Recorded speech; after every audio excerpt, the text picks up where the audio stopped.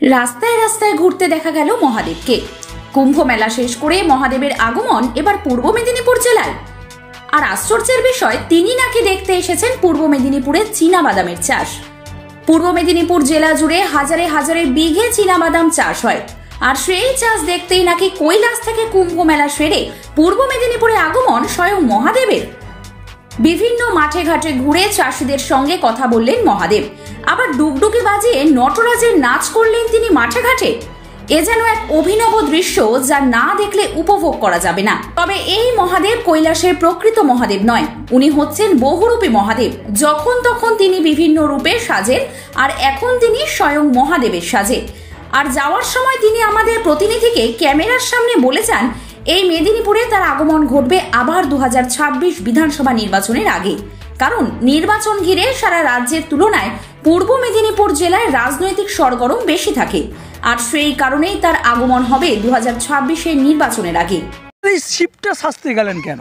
আমার ইচ্ছা জাগলো, আমার এইগুলো সাজতে খুব ভালো লাগে।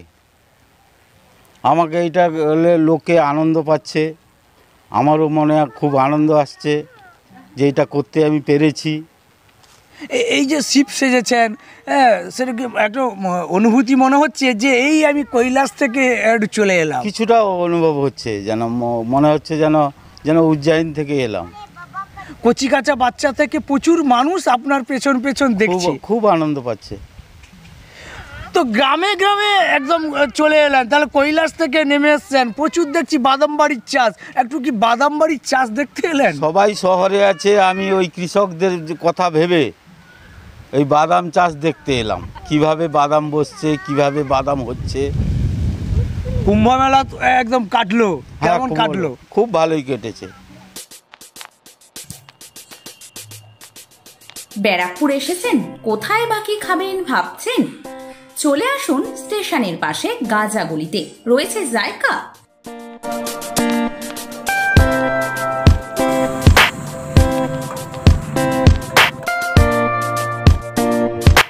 এখানে সুন্দর পরিবেশে পাবেন ইন্ডিয়ান, চাইনিজ, তন্দুর ও অন্যান্য মুখরোচক খাওয়া।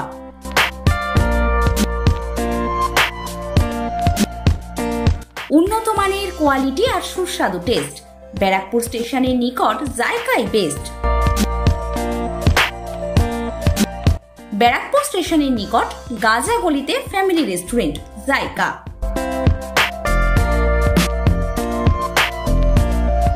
দিনের পর দিন আয় কমে যাচ্ছে, চাকরি থেকে স্টেবল হচ্ছে না, 14 জায়গায় অ্যাপ্লিকেশন ফর্ম ফিল আপ করছি, কোনোটাই অ্যান্সার আসছে না। আর একটা আছে সংসারে অশান্তি। চারিদিকে সমস্যা, দুর্যোগ, ক্ষতি আর বাধা। এবার নিন উজ্জ্বল ভবিষ্যতের শপথ। আপনার জ্যোতিষ দেখাবে এবার সঠিক পথ। যে আজকালকার বেশি সমস্যা হচ্ছে দারিদ্রতা, সাংসারিক অশান্তি। কারণ বাস্তু ঠিক না থাকলে বাড়িতে পুজো করে শান্তি নেই, পুজো যদি শান্তি না করতে পারেন মনে অশান্তি থাকে।